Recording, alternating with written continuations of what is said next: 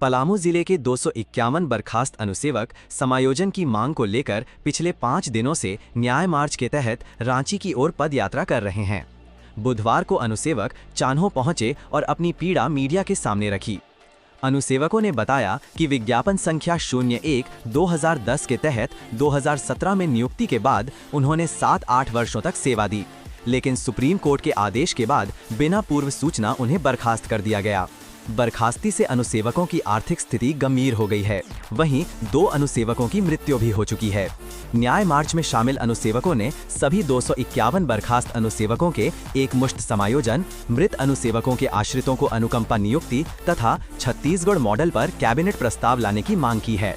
अनुसेवक 8 जनवरी को रांची पहुंचकर मुख्यमंत्री को मामला ये है कि 01/2010 में एक विज्ञापन निकली थी, उसमें हम लोगों ने फॉर्म अप्लाई किया और सरकार के कुछ कारण से मामला लंबित थी। 17 में एग्ज़ाम हुआ, हम लोग पास किए और हाई कोर्ट मामला गया, कोर्ट से भी क्लियर होके आया। उसके बाद हम लोग 18 में बहाल हुए।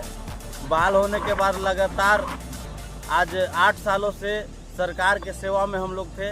अचानक फरवरी में 2025 में एक ही लेटर से हम लोग को बर्खास्त कर दिया गया। ना कुछ हम लोग से पूछा गया, ना बताया गया और काम से हम लोग को बर्खास्त कर दिया गया। आज हम लोग बेरोजगार हैं। 10 महीना से सरकार के पास अपील कर रहे हैं, लेटर के माध्यम से, आंदोलन के माध्यम से, धरना के माध्यम से। अभी तक हम लोग को कोई सुधि लेने वाले नहीं है। इसलिए हम लोग पैदल मार्च करते हुए 3 जनवरी को निकले हैं और माननीय मुख्यमंत्री से मिलने जा रहे हैं। अपने आग्रह करने जा रहे हैं कि हुजूर हम लोगों का रोजी रोटी लौटा दीजिए। बाल बच्चा आज पढ़ने लिखने, खाने पहनने ओढ़ने के लिए तरस रहे हैं। और साथ में मेरे साथ ऐसे भी भाई लोग हैं जो डेली बेजेज पे पिछले 20 सालों से काम करते आ रहे थे। उनको भी 2018 में इसी में समायोजित कर दिया गया और बहाल कर दिया गया। पिछला 20 साल का सेवा का भी ध्यान नहीं रखा गया और इधर 8 साल का सेवा जो हुआ उसका भी ध्यान नहीं रखा गया। एक ही झटके में सभी लोगों को बेरोजगार कर दिया गया, रोड पर आ गए।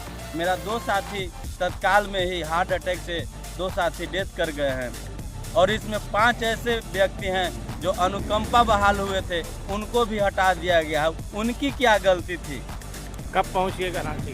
रांची हम लोग को 8 तारीख को पहुंचना है और माननीय मुख्यमंत्री जी से मिलकर अपनी गुहार लगाना है कि हुजूर आपके राजपाट में ऐसे ऐसे तनाशाह IAS IPS बैठे हुए हैं, पलामू में ऐसे DC बैठे हुए हैं कि बिना जाने समझे अचानक 251 आदमी का रोजी रोटी छीन कर और चले गए।